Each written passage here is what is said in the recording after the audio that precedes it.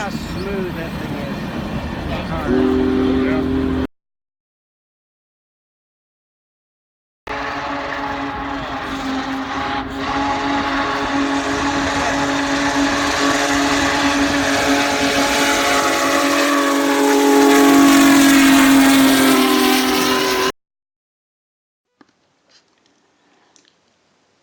Welcome back to the Cowboy and Timberline Junction Railroad. This may be my last update. We will see what happens with all the mess going on with the FTC and YouTube and see what happens there. I know we're kind of caught in the middle with not knowing which way to go on this thing, but no more videos than I have up. This may be the last one if that's what it comes to. Hope not, but anyway, we'll try and keep in touch in the community somehow. I'm sure we'll find some way through this. But anyway, I want to give you an update on the railroad. I've been laying a lot of track. It takes a little while to do it by hand, but that's what I've committed to do. And you can see what I've done over here. This is going to be the main yard. This will be Timberline Junction area.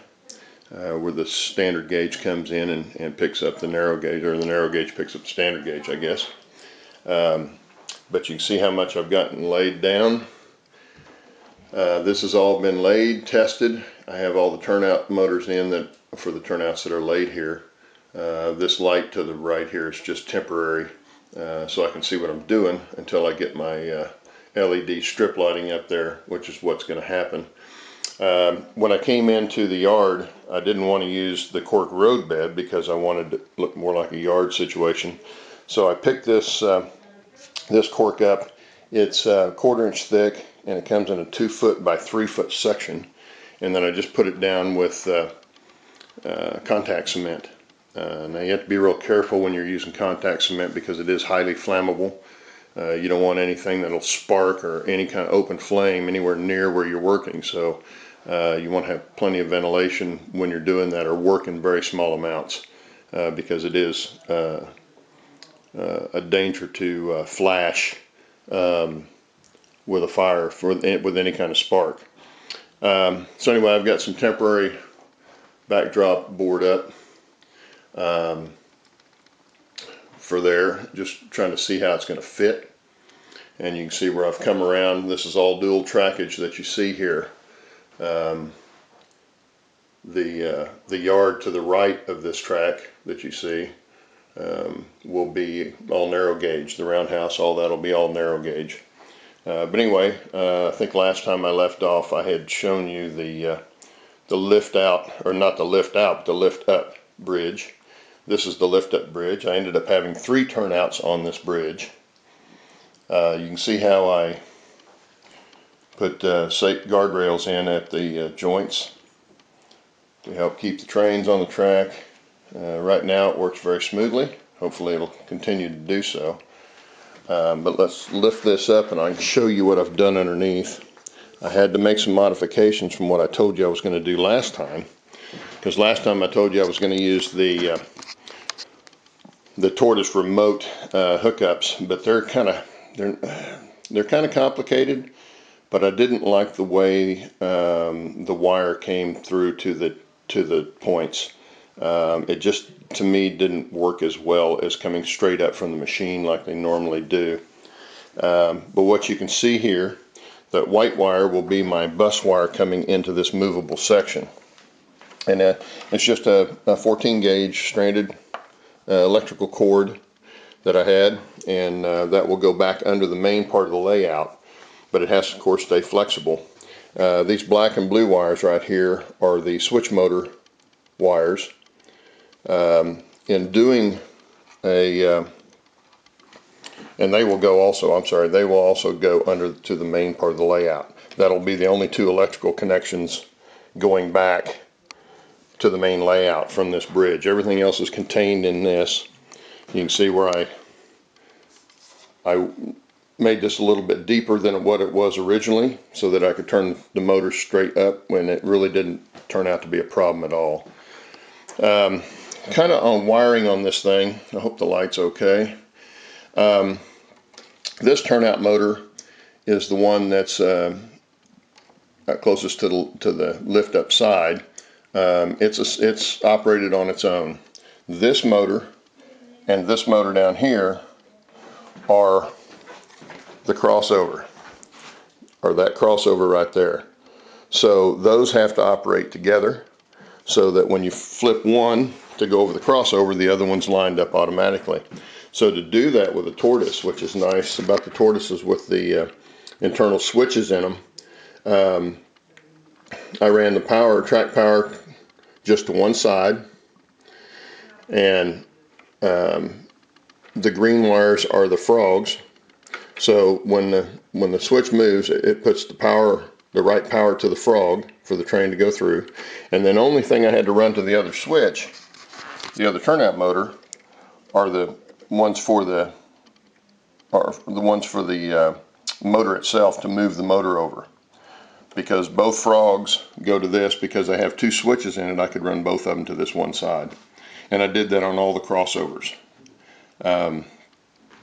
This is those little bus I was telling you about. It came in real handy for this application to fit up inside here, and this of course this whole thing will get a cover on it when I get done.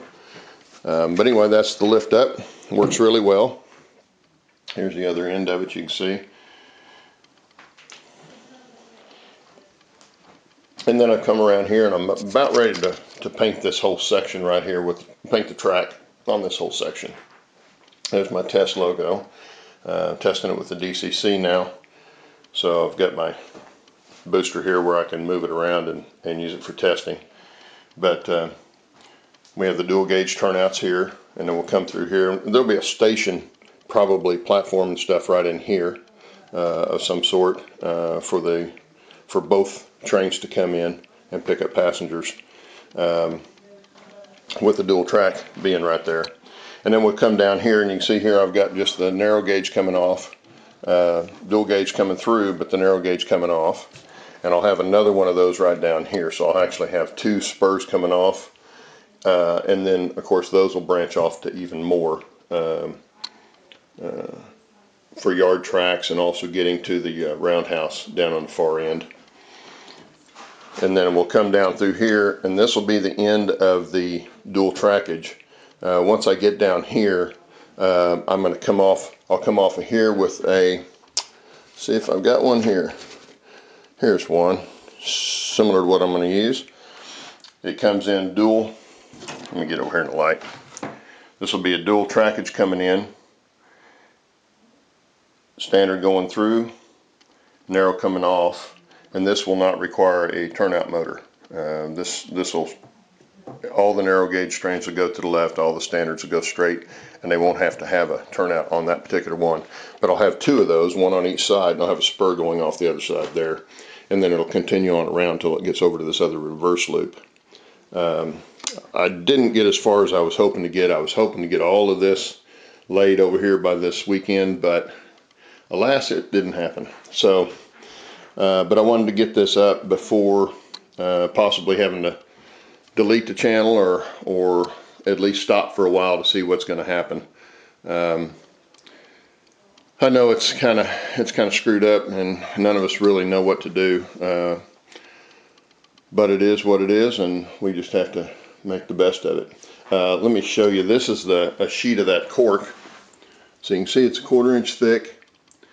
And I started putting it down with the Gorilla spray adhesive, which I did not like. It got really messy. It just started coming out around the top.